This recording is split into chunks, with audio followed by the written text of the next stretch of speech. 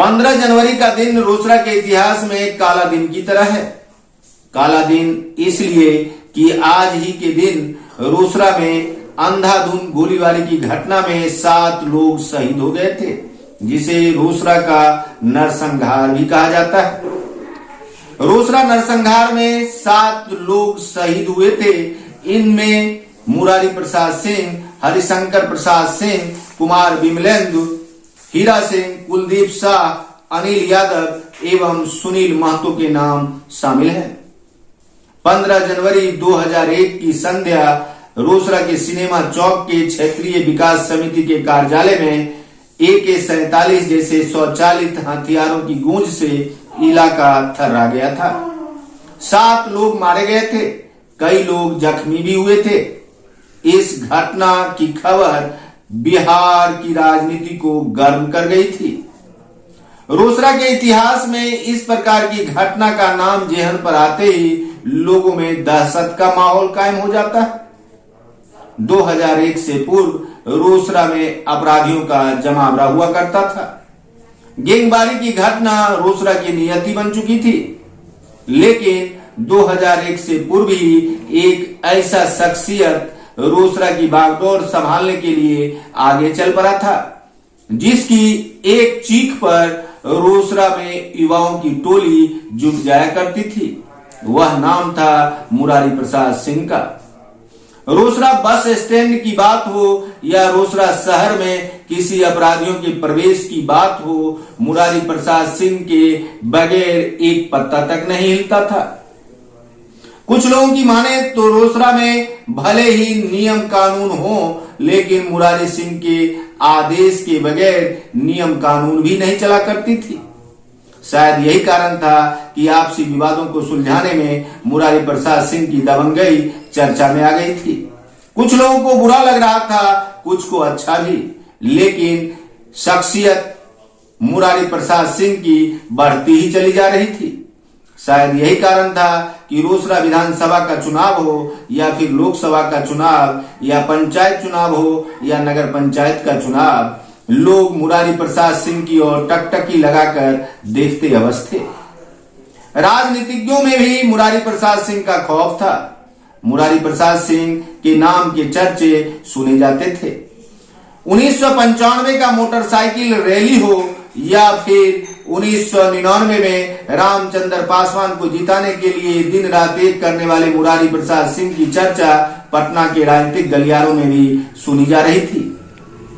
जब राजद के प्रदेश अध्यक्ष पीताम्बर पासवान रोसड़ा से चुनाव हारे और प्रेस वार्ता में उन्होंने यह आरोप लगाया कि रामचंद्र पासवान, जो कि रामविलास पासवान के छोटे भाई हैं, उन्होंने हथियारों के बल पर पीताम्बर जैसे शख्सियत को रोसड़ा में पराजित किया है। प्रेस वार्ता में पत्रकारों की निगाहें पीताम्बर पासवान पर इसलिए टिक गई थी कि उन्हें लगता था कि वे कुंदन सिंह, फंटू ईश्वर, अशोक यादव जैसे नाम की चर्चा करेंगे। लेकिन पीताम्बर पासवान ने जिस नाम की चर्चा की वह नाम चौंकाने वाला था। पटना के प्रेस वार्ता में पीताम्बर पासवान ने कहा कि रोसड़ा में मुरारी सिंह की दबंगई के कारण वे चुनाव हारे हैं। राष्ट्रीय जनता दल में इस बात की चर्चा होने लगी कि रोसड़ा में राजद के प्रदेश अध्यक्ष की हार का कारण मुरारी प्रसाद सिंह है। फिर क्या था, मुरारी प्रसाद सिंह रामचंद्र पासवान के सहारे रामविलास पासवान के करीब पहुंच गए। लोगों का मानना था कि 2020 के चुनाव में मुरारी प्रसाद सिंह को रोसड़ा विधानसभा से टिकट अवश्य मिलेगा, लेकिन गठबंधन की राजनीति की आड़ में मुरारी प्रसाद सिंह को 2020 के चुनाव में टिकट नहीं मिला। 2021 में पंचायत चुनाव होने वाले थे, इसकी रणनीति बन रही थी। मुरारी प्रसाद सिंह चाहते थे कि रोसड़ा प्रखंड के हर पंचायत में उनके साथ जुड़े हुए युवा ही चुनाव जीते, क्योंकि 2002 में फिर रोसड़ा नगर पालिका का भी चुनाव होने वाला था। मुरारी प्रसाद सिंह की नियति थी कि वे रोसड़ा नगर पालिका के चेयरमैन बनना चाहते थे, जबकि रोसड़ा प्रखंड के पंचायतों में अपने से जुड़े युवाओं को पंचायतों में मुखिया की बागडोर सौंपना चाहते थे। फिर क्या था, यह राजनीति लोगों को खलने लगी थी। लोग मुरारी प्रसाद सिंह के भय से भी आक्रांत होते जा रहे थे।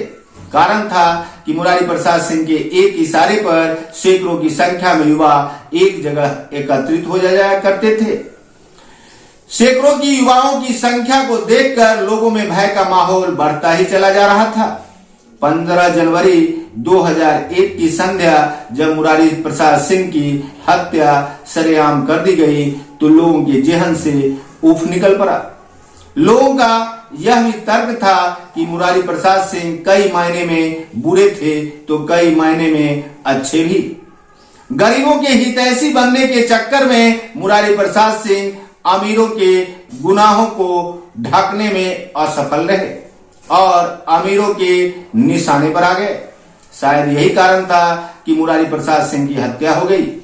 इस घटना में रतनलाल आजीवन दोषी करार दिए गए, लेकिन लोगों को इस घटना का दर्द आज भी है। लोग इस दिन को काला दिन के रूप में मनाते हैं। कारण है कि रोसड़ा के इतिहास में एक साथ 7 लोगों की हत्या का यह दृश्य आज भी लोगों के आंखों के सामने ओझल नहीं हुआ है। रोसड़ा के सिनेमा चौक पर पहुंचते ही 15 जनवरी की याद ताजा हो जाया करती है। लोगों का मानना है कि मुरारी प्रसाद सिंह यदि जीवित रहते तो रोसड़ा के विधायक अवश्य बनते, लेकिन मुरारी प्रसाद सिंह की हत्या के बाद रोसड़ा ने अपने में से कोई नेता चुनने में स्वयं को असफल साबित कर दिया है। आज भी रोसड़ा विधानसभा क्षेत्र हो या समस्तीपुर संसदीय क्षेत्र का हिस्सा बने रोसड़ा में बाहरी लोगों का ही कब्जा रहा है। रोसड़ा ने अपना नेता नहीं चुना। शायद यह भी एक कारण रहा होगा कि रोसड़ा ने जब नेता के रूप में मुरारी प्रसाद सिंह को देखना शुरू किया तब तक मुरारी प्रसाद सिंह की हत्या हो चुकी थी। मुरारी प्रसाद सिंह की हत्या से जुड़े कई कारण थे। जब उनकी हत्या हुई थी उस समय के डीजीपी आर प्रसाद थे। उन्होंने चौंकाने वाला बयान दिया था और कहा था कि मुरारी प्रसाद सिंह की हत्या फंटूस ईश्वर और मुरारी सिंह की गेंगबाजी का नतीजा है। फिर क्या था, पुलिस फंटूस ईश्वर को इस मामले में तलाशने लगी थी। अंततः मामले का पटाक्षेप नहीं हुआ और जो मामले का पटाक्षेप हुआ वो लोगों के जेहन में उतर ही नहीं रहा है। आखिर मुरारी प्रसाद सिंह की हत्या का कारण राजनीतिक वर्चस्व था या फिर ठेकेदारी का विवाद, इस बात की गुत्थी आज भी नहीं सुलझ सकी। मुरारी प्रसाद सिंह के मरने के बाद रोसड़ा की जनता ने सांत्वना के रूप में मुरारी प्रसाद सिंह के परिजनों को ही अपना जनप्रतिनिधि अवश्य मान लिया है। वर्तमान में मुरारी प्रसाद सिंह के परिजनों में से एक मीरा सिंह नगर परिषद की चेयरमैन है और मुरारी प्रसाद सिंह के छोटे भाई अमर प्रताप सिंह ललन भाजपा के कद्दावर नेता। रोसड़ा की जनता अमर प्रताप सिंह के रूप में मुरारी सिंह को देख रही है। फिलहाल रोसड़ा की राजनीति में अमर प्रताप सिंह ललन आगे बढ़ने को लेकर हमेशा गरीबों के बीच बने रहते हैं। रोसड़ा के इतिहास में नरसंहार हत्या जैसी घटनाओं का होना कोई बड़ी बात नहीं रही है। 2001 के बाद भी कई ऐसी हत्या की घटना घटित हुई है जिससे रोसड़ा भौचक रहा है, लेकिन 15 जनवरी के दिन 7 लोगों की एक साथ हुई हत्या आज भी लोगों के जेहन में दर्द बनाए हुए है। मुरारी प्रसाद सिंह के नाम के रूप में रोसड़ा के इतिहास में यह काला दिन, नरसंहार का दिन आज भी याद कर लोग बेबस हो जाते हैं। 15 जनवरी को रोसड़ा वासी नम आंखों से 7 शहीदों को श्रद्धांजलि अवश्य देते हैं और ईश्वर से कामना करते हैं कि भविष्य में इस प्रकार की घटना रोसड़ा के इतिहास में घटित न हो। लेकिन यह दुर्भाग्य है कि रोसड़ा के इतिहास में राजनीतिक वर्चस्व को लेकर हत्याओं का दौर जारी रहा है। विगत दिनों अरुण महतो जो कि रोसड़ा के नगर परिषद के उपाध्यक्ष के पति थे, उनकी हत्या भी कर दी गई।